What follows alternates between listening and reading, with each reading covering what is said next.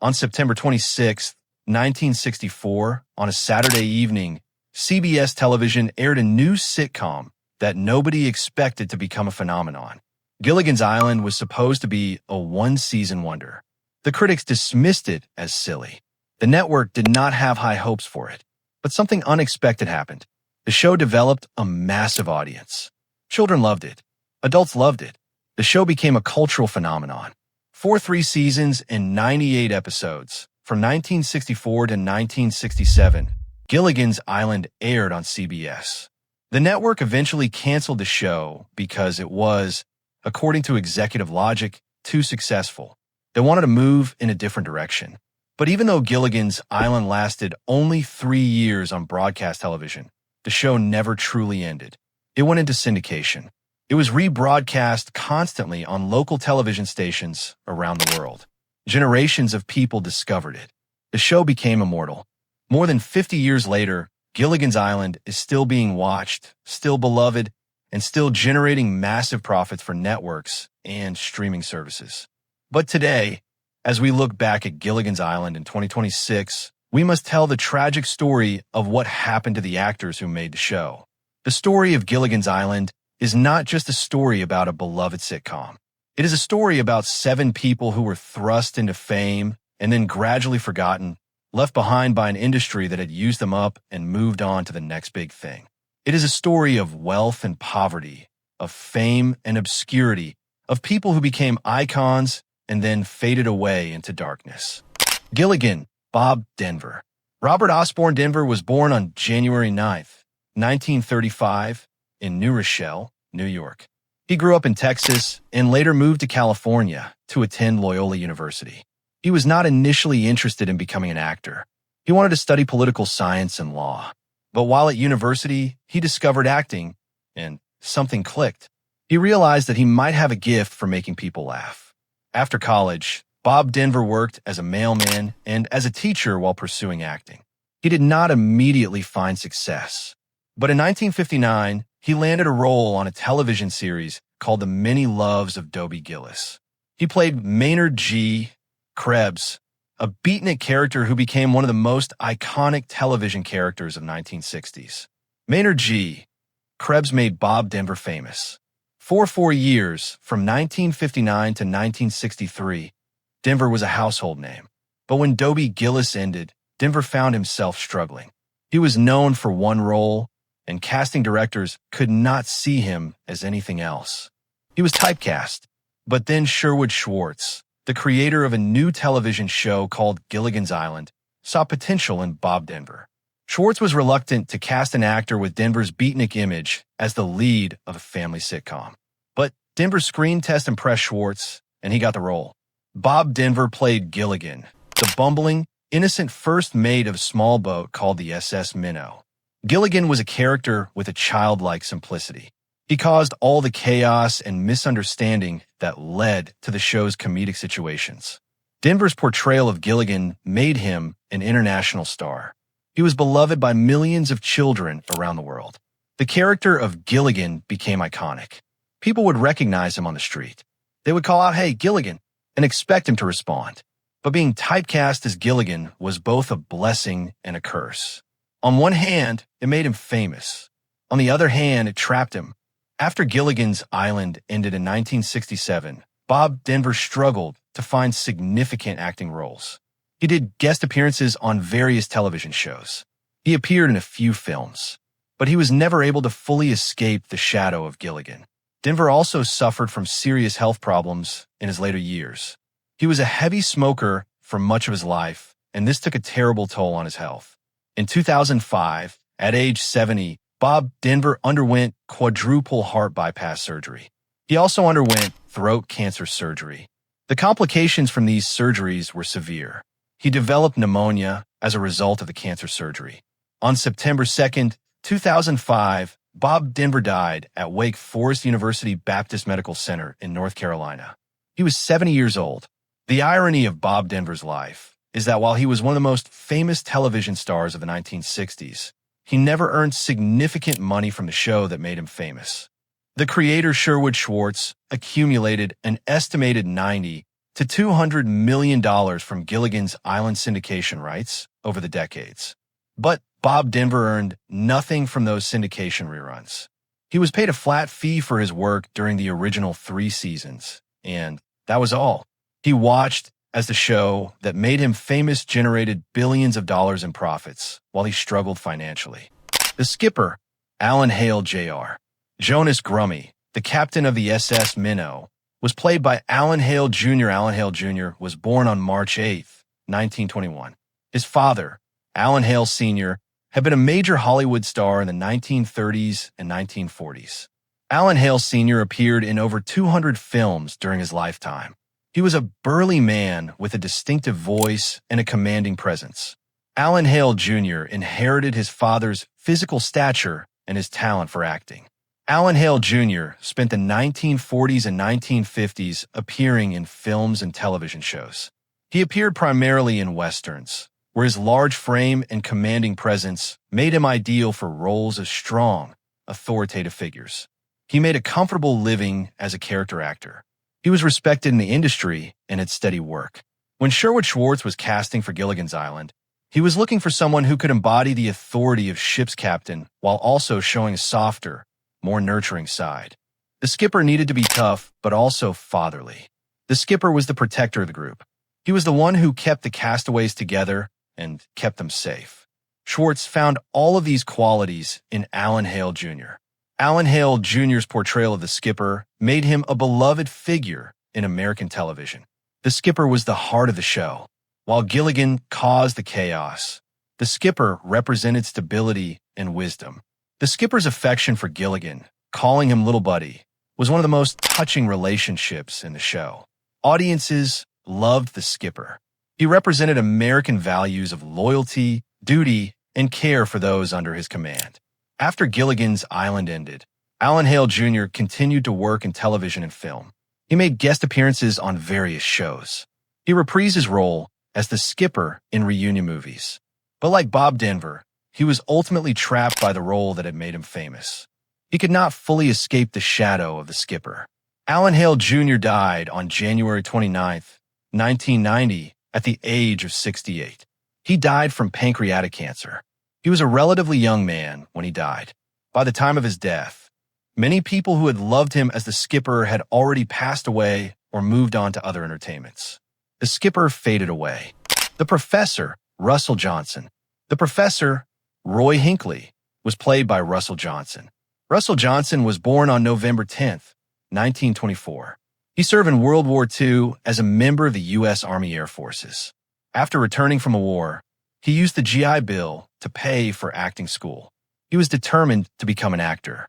Russell Johnson began his career as a guest star on various television shows. He made 2 memorable appearances on the science fiction anthology series The Twilight Zone, where he showed his range as an actor. He appeared in films and on television. He worked steadily as a character actor. He was building a respectable career. When he was cast as the professor on Gilligan's Island, Russell Johnson brought intelligence and warmth to the role.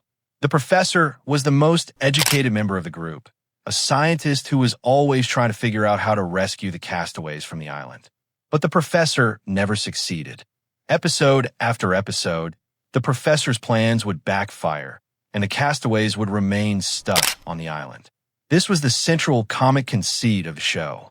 The one person who should have been able to save everyone could not. Russell Johnson was beloved for this role. He represented the triumph of human ingenuity, even when that ingenuity was ultimately futile. Audiences respected the professor. He was the voice of reason on the island. But after Gilligan's Island ended, Russell Johnson faced the same problem that all the other cast members faced. He was trapped by the role. He could not fully escape the professor. He made guest appearances on television shows. He appeared in films. But he was always known as the professor, never as Russell Johnson. In his later years, Russell Johnson lived quietly. He gave occasional interviews where he reflected on his time on Gilligan's Island. He seemed to have made peace with the fact that this one role would define his entire legacy. He lived to a relatively advanced age. On August 16, 2014, Russell Johnson died at the age of 89. He died of kidney failure.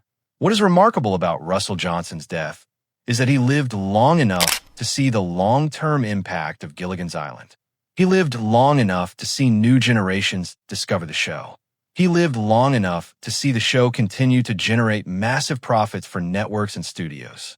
And yet, Russell Johnson had never earned significant money from those profits. Like Bob Denver, he was paid a flat fee for his work in the 1960s, and that was all. Ginger, Tina Louise. Ginger Grant, the movie star, was played by Tina Louise. Tina Louise was born on February 6, 1934. Before she was cast as Ginger on Gilligan's Island, Tina Louise was already an accomplished actress.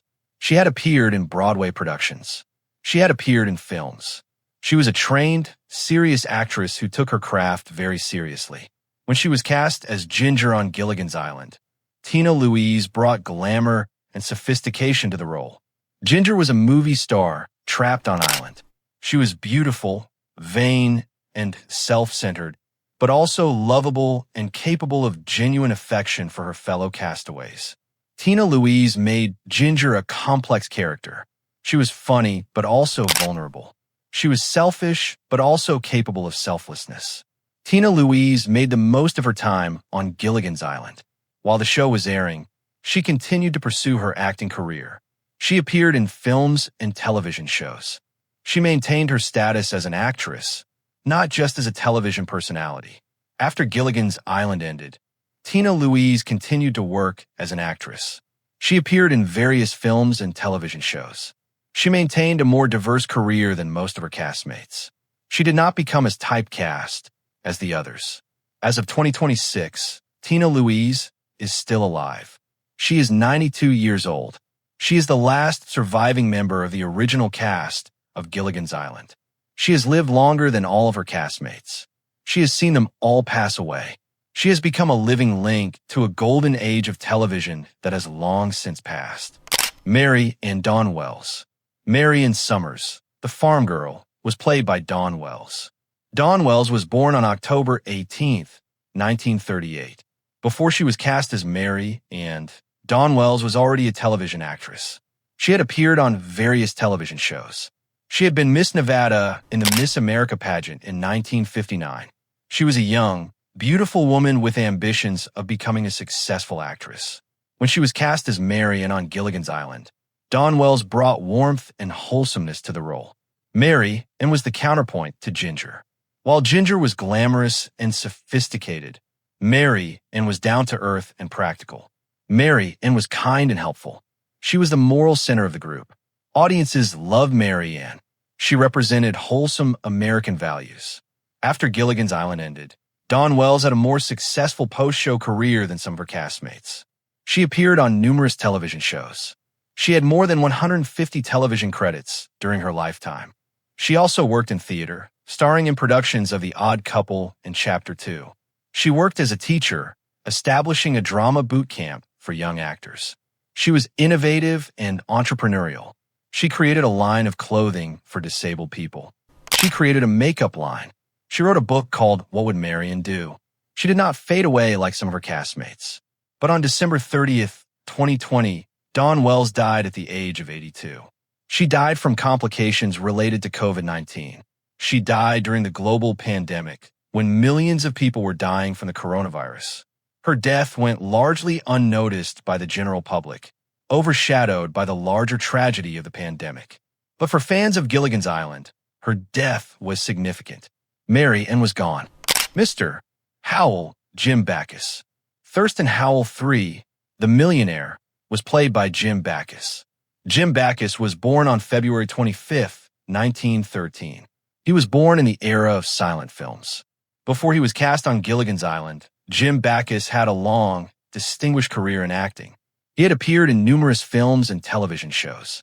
He had done voice acting work. He was a respected actor who had built a successful career over several decades. When he was cast as Mr. Howell on Gilligan's Island, Jim Backus brought aristocratic pretension and bumbling incompetence to the role.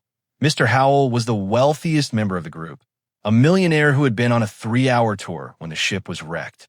Mr. Howell was constantly trying to maintain the illusion that he was still a wealthy man, even though he was stranded on an island with nothing. He was a figure of comedy, but also of pathos. He had everything once, and now he had nothing. Jim Backus was excellent in this role. He brought nuance and depth to what could have been a one-dimensional character. Mr. Howell was funny, but he was also tragic. After Gilligan's Island ended, Jim Backus continued to work. But he was already in his 50s when the show started, and he was in his 60s when it ended. He did not have as many years left in his career as his younger castmates. He made some guest appearances on television shows, but he was approaching the end of his working life. Jim Backus died on July 3rd, 1989, at the age of 76. He died relatively early compared to some of his castmates. He had lived during the Great Depression and World War II and the Cold War. He had built a successful career during the golden age of Hollywood, but he never accumulated significant wealth from Gilligan's Island, despite the show's enormous success. Mrs. Howell, Natalie Schafer. Lovey Howell, the millionairess, was played by Natalie Schafer. Natalie Schafer was born on November 5th, 1900. She was born in the 19th century. She had lived through the entire 20th century. She was already in her 60s when she was cast on Gilligan's Island. Natalie Schafer had an extensive career in theater and film before being cast on the show. She had been a stage actress. She had appeared in numerous films. She was a respected, accomplished actress who had built a successful career over decades. When she was cast as Mrs. Howell on Gilligan's Island, Natalie Schafer brought sophistication and humor to the role. Mrs. Howell was constantly worried about her appearance and her status. She was obsessed with maintaining her position in society, even though society had ceased to exist on the island.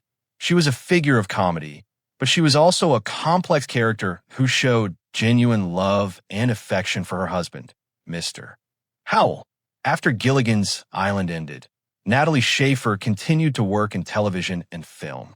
She appeared on various soap operas, including Love of Life and Search for Tomorrow. She continued to build her career throughout the 1970s and 1980s. Natalie Schafer died on April 10th, 1991, at the age of 90.